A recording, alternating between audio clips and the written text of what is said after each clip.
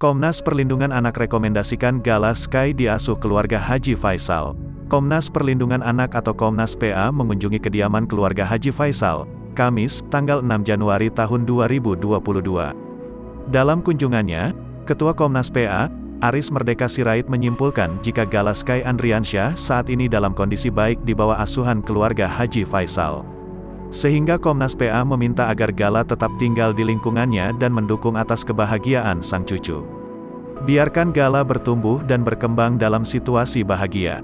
Pak Dodi, Pak Faisal dan keluarga harus mendukung ini, ujar Ketua Komnas PA, Aris Merdeka Sirait usai mengunjungi Gala Sky di kediaman keluarga H. Faisal di kawasan Srengseng, Jakarta, Kamis, tanggal 6 Januari tahun 2022.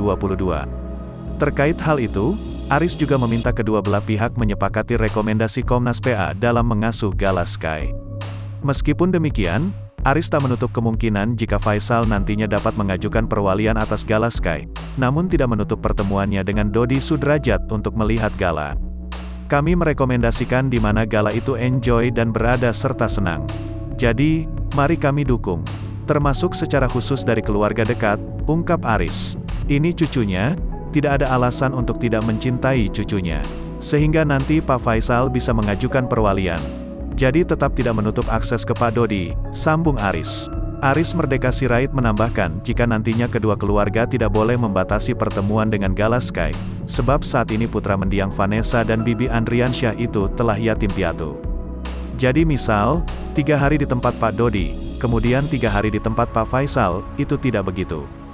Jadi tetap melakukan perwalian bersama, karena Gala itu yatim piatu, tutup Aris Merdeka Sirait. Artikel ini telah tayang di tribunjabar.id.